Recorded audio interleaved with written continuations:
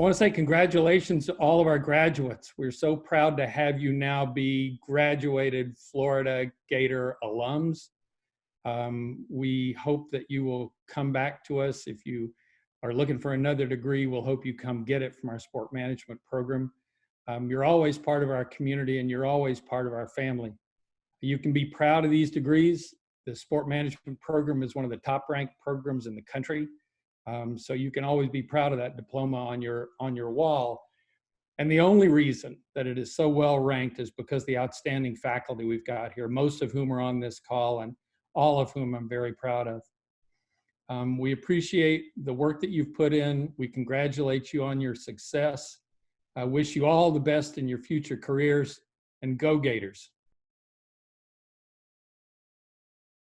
So the story I want to tell and share with you guys, first off, congratulations. It's a great accomplishment to achieve any degree. And you guys have been part of a really special program here at UF.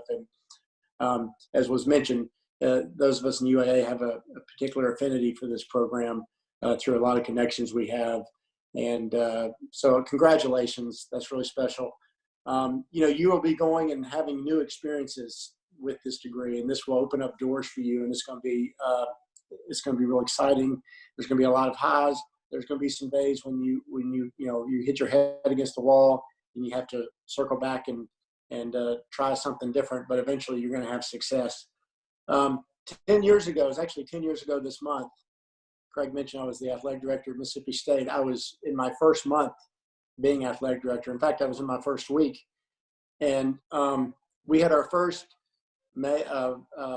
major home athletic contest of my tenure as athletic director. We were playing a baseball series against Vanderbilt, and like at Florida, baseball there at Mississippi State is a big deal. And so on the Saturday game, the broadcaster for the home team, a radio broadcaster, asked if I would come on the air for an inning or two as his guest. So I showed up in his booth, and it was early in the game, and it was a little earlier than when he was ready for me to go on the air. So I had some time to kill. And if you've ever been in one of these broadcast booths, there are reams of information on pieces of paper or books laying around, record books, player biographies, all kind of information that the broadcasters refer to while they're calling the game. And so to pass the time while I was waiting to go on, I so happened that the SEC baseball record book was laying there. And early in my career, I was a media relations director for 2 different SEC teams' baseball programs. I spent about 7 years traveling around the SEC with college baseball teams. I love the sport.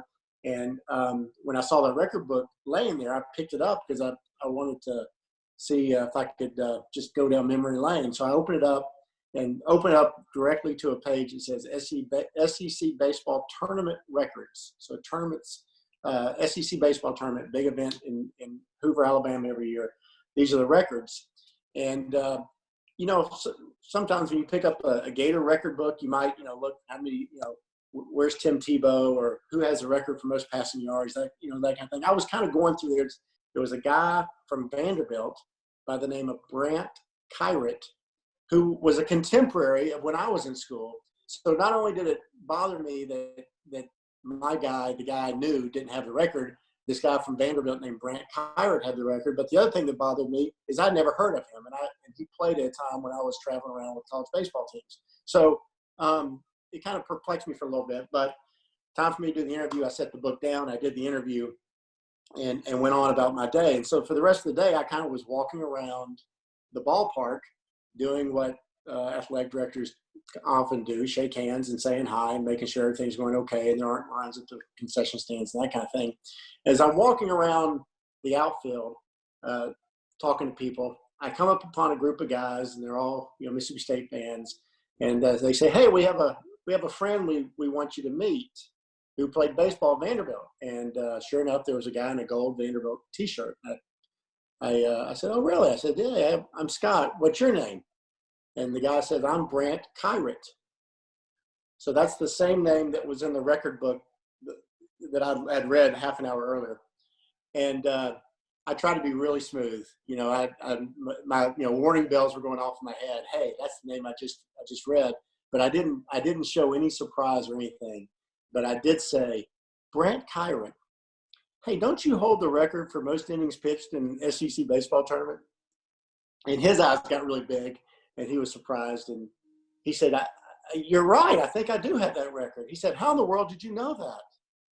I said, well, I'm the athletic director around here. It's my job to know those kind of things. So that is a true story, by the way. That was how random was that.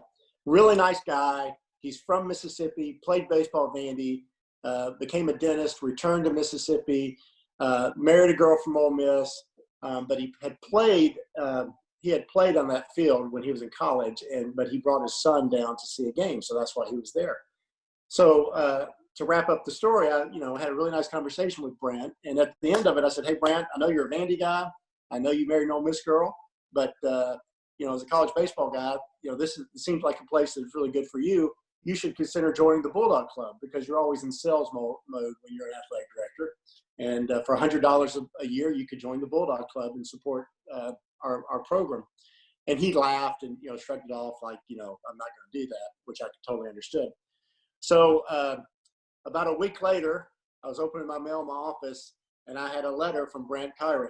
And in the letter was a check for $100. And he says, I hope this money can go to support your baseball program. So he ended up sending a little something along, which was really nice. So here's the 3 lessons that I want you guys to get from that story. Number one, as you go off in life, you've completed your formal education in some cases, or maybe you're going to the next stage of formal education. But it's so important that you are in a constant mode of learning. And that's coming from a guy that when I walked out of my last classroom, taking my last test, the last thing I think I wanted to do was learn something else. And there's a lot of people, when you finish up academically, that's the way you feel. But make sure that you're a curious person by nature, and you're always trying to pick things up. Second thing, and this is echoing what Craig talked about earlier, that day I was walking around the ballpark just shaking people's hands, going up to them I didn't have a reason to go up to them. I just went up to people and said, hey, how you doing? I'm Scott. Hope you're having a good day. The importance of connecting with people and developing relationships are going to be so vital in your career and in your life. And, the pandemic and the lockdown has been a great example of how much personally I miss those little interactions you have with somebody. I think about walking down the hall of the office, and I may be on my way to go see somebody about an issue, but I'll pass 6 or 7 offices typically when I do that, and I have interactions with each of those people. And those are really important because you never know the impact you're making on somebody. You never know the relationship that are going to come when you take the time to stop and connect and build relationships. And Craig and Michael's point about making sure that you have some discrimination about who you surround yourself with is really wise as well. You want to choose good people there. And then the third thing is, in sports, we have this idea that some people just coach, or some people are just administrators, or some people are just players, or some people are just ticket office people, and some people just work in the business office. In sports, we're all in sales. Every single one of us, we're in sales. If you're a coach, if you're a leader, you're selling thoughts, you're selling ideas. In college athletics, if you're a coach, you're recruiting, which is about sales. And when you are in sales, you cannot be afraid to ask people for help. You've got to be willing to ask people for help. So I closed that interaction with my friend Brant Kyron, the former Vandy baseball player, by asking him to do something that I had no business asking him to support our program. But it was a way that I could tell him he was important. And it was a way, in sending that check, he could show me that he valued the interaction. And that was a nice little response on his part. But Wayne Gretzky used to say, you miss 100% of the shots you don't take. You got to be willing to ask for help. People want to help you. People in various levels, whether they're in positions of authority, whether they are colleagues or at the same station in life you are, people want to help and they want to be helpful. And sometimes you just got to communicate what your needs are in order to do that.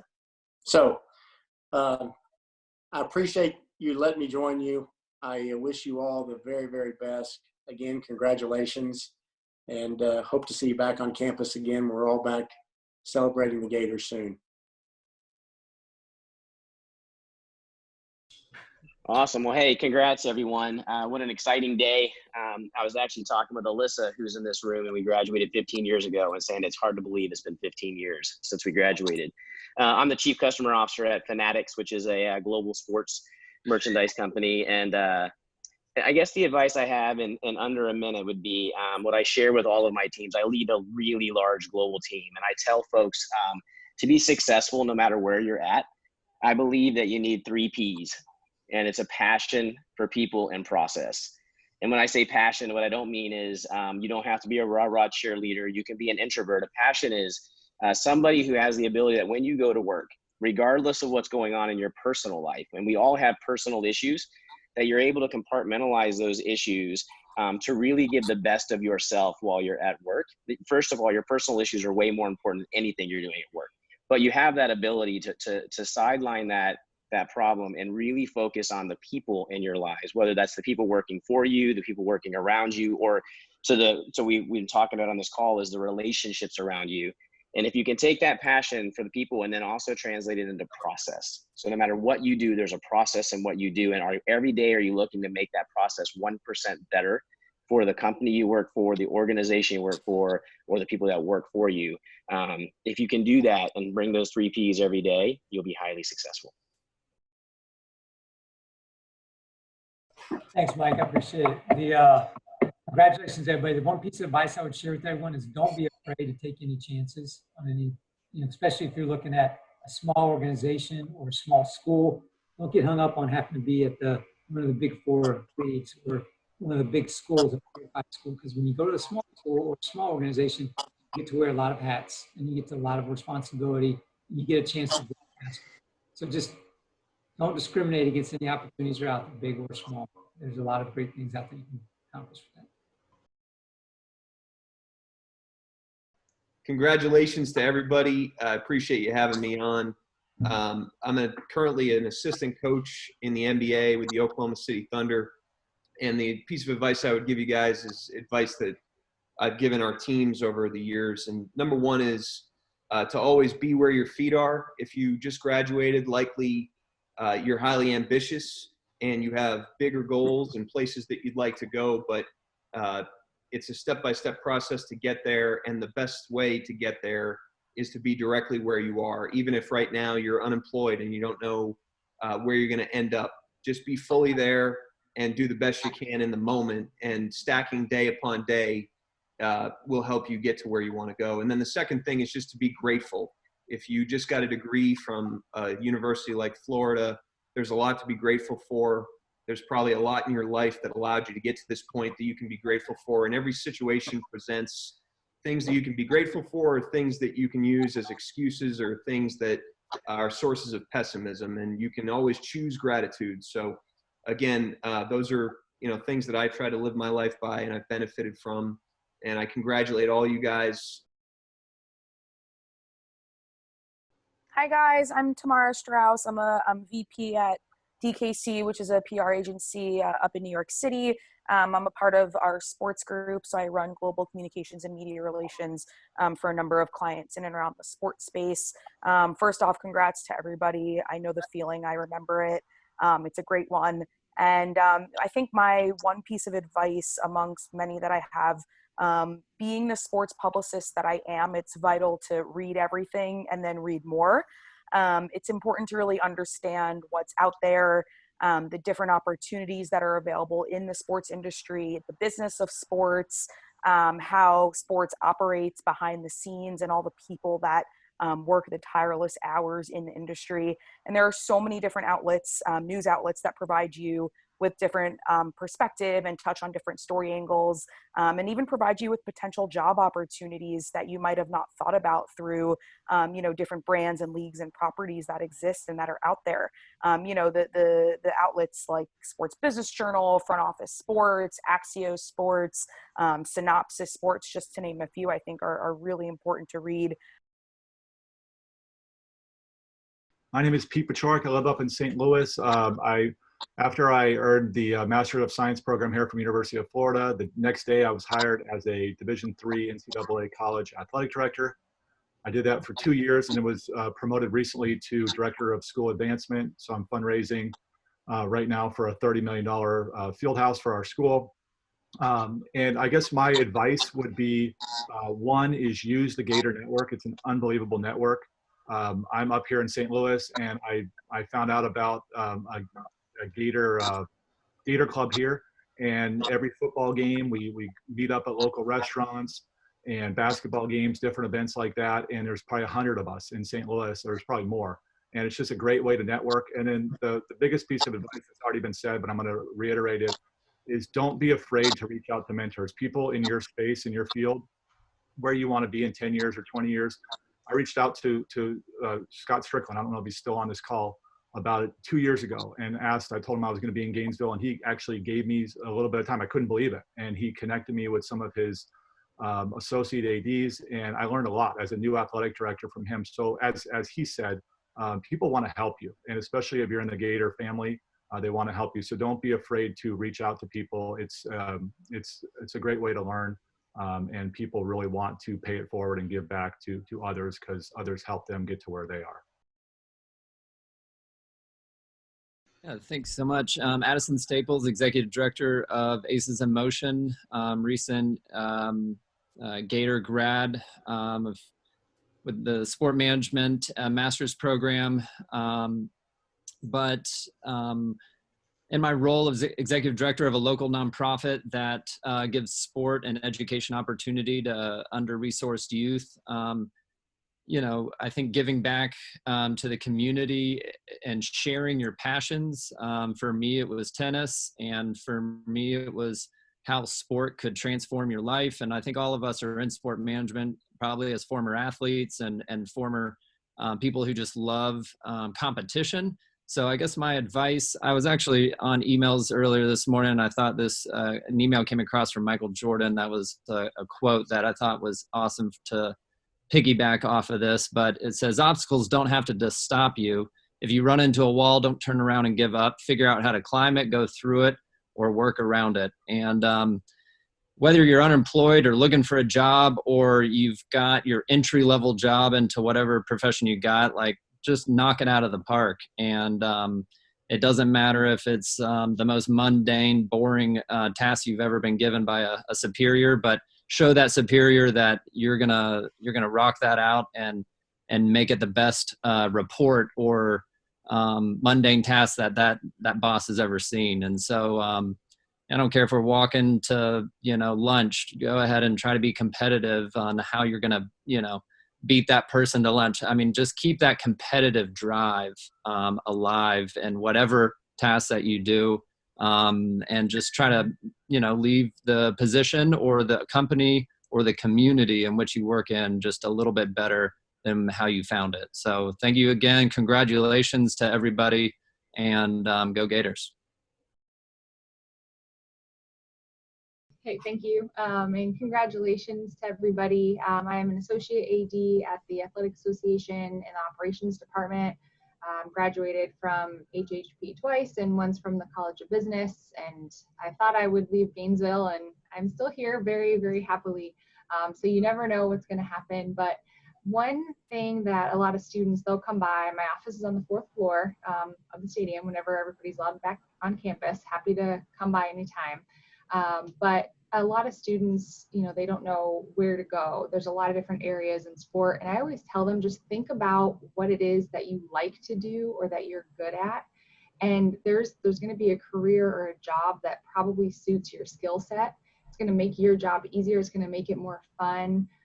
Like we've heard, I mean, sports bring people together. People spend their money, their time on athletics. So it should be a fun thing to do. It takes a lot of work to do events, to communicate with everybody. Things just don't magically happen, but people come to athletic events for fun. So if you can find something that is really just kind of inherently natural to you or is really exciting to you, it's going to make your job that much better and you're going to excel that much faster. So I know there's a lot of uncertainty right now, but really take this time to kind of dive in, look inward, figure out what you like to do, what you're good at, and then once things level out, you know, everybody will be okay. Just keep that positive attitude and gratitude, and you guys will be in good shape. Congratulations. Listen, there's been great advice passed out throughout the afternoon here, and a lot of it may seem redundant. Certainly, some of the things I would want to hit on is the learning. It never stops. In fact, in a lot of ways, it just begins now. So, my advice is to just keep that mindset that you're always going to learn new things. The networking, building relationships in this business, but really in life. It's invaluable, and leave lasting impressions and do great things in building your network. I would also tell you, it's okay at this stage if you don't know exactly what you want to do yet with your career or the path that it's going to take. That's part of the fun in figuring it all out. And my advice to you would be to come out of your comfort zone a little bit and put yourself out there, try new things, because you may find something and discover things that become your passion that you want to pursue, that you're really good at and is needed. So I wish you all the best of luck. I'm a very proud University of Florida alum. I got 2 degrees from HHP, and it's great to participate in this. And I would tell you best of luck and go Gators. Yep, I'm a master's degree grad there, proud Gator as well. It's great to see Matt.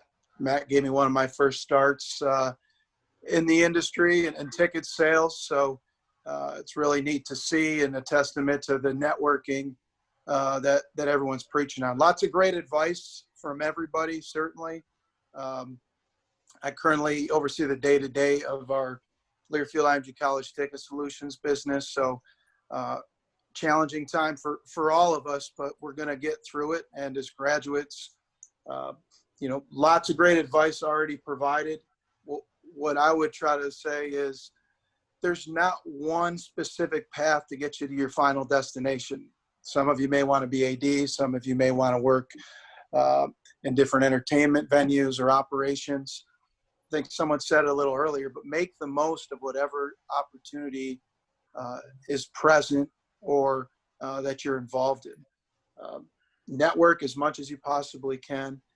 And think of, Scott Strickland said this a little earlier, but think of yourself as really being involved in selling, no matter what you're doing, whether you're selling yourself in an interview, when you're going on a date with someone, when you're talking to someone, when you're doing your day-to-day job.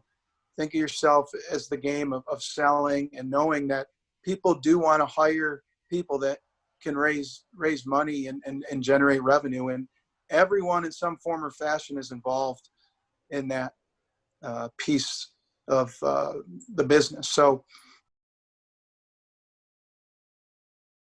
Yep, as they said, I'm the Vice President of Box Office Operations for Staples Center and Microsoft Theater. Matt and I went to grad school together, and we've actually stayed in touch. So it kind of goes into what my advice would be, is to never burn your bridges. The person sitting next to you in your first job right out of college, or the person you're going to grad school with, could be someone who could provide you an opportunity or a connection that you will use to either get another job or grow your own business. And don't be surprised that you'll cross paths. It's a very small world, this industry. You think it's very big and there's so many leagues and so many venues, but having that connection of going to Florida, even being in the SEC, and that connection in general, the person that's sitting next to you now may be running the UFC or an athletic director at another college in your future. So never burn those bridges.